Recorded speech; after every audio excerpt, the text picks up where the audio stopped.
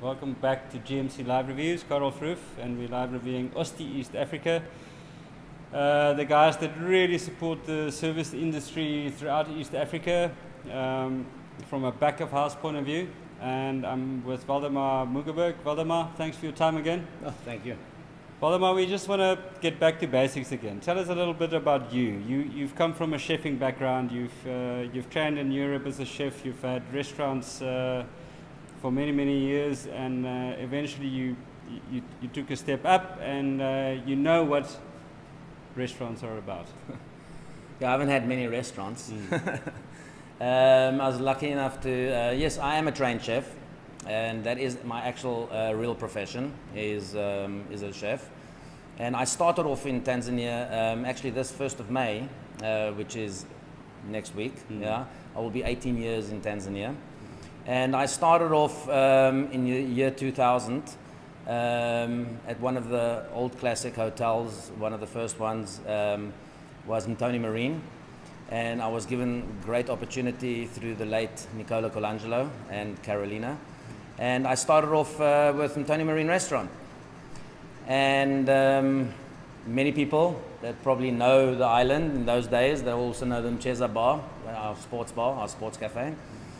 But that's where I started off, and I faced exactly the same challenges. I brought equipment, there was equipment, and I started off with having to maintain my equipment with what was available on the island. In those days, of course, it was even tougher than now. Limited. Yes, and there was a stage when we wanted to revamp our kitchen.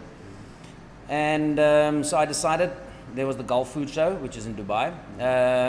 Let me go over there and let me see a supplier and find a supplier. And I had a limited budget, and I had to put my kitchen together. And walking around for 3 days or so, you know, I saw these Turkish company, you know, this Ozti, but they really had a fantastic display and things like that. And eventually I walked in there, and we designed my kitchen, and we placed an order. And 2 months later, the kitchen was there.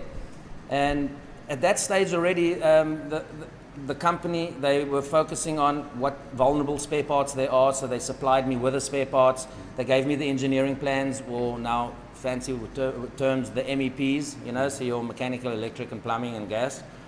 And so we could do all that work before the goods arrived.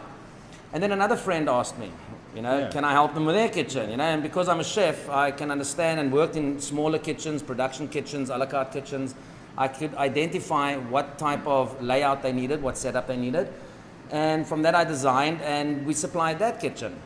And then another friend asked me, you know, and I was just doing this, you know, I mean, I'm a nice guy, you know. And then the head office said, why don't you want to be an agent? And I was like thinking, okay, the thing is, my main thing, coming back to what we mentioned before, is not just the procurement or the supply of the equipment. What was my biggest challenge and my biggest struggle was the after sales. Was maintaining or getting a technician in. I can't challenge them, I'm not a technician. Yeah, my fridge is down. Has he fixed it properly? Has he done it properly? Has he modified it? Have they stolen a water pump from a washing machine and put it into a dishwasher? You know, that type of thing. So I thought the success of this business will be not just supplying a good quality product related product, you know, price quality related product, but actually the after sales behind it. And that is our heart of our operation. That's your core. I knew what my challenges were as a restaurateur, and I said my concept, what I have to try and bring over, is solving that problem for my clients, is the after sales and providing the spares. So you come from a chefing background, a restaurateur background, and you're providing solutions to hotels and chefs throughout East Africa on a consistent basis, and you give them peace of mind to be able to produce a product to the end consumer that is far more consistent than anyone else based in East Africa.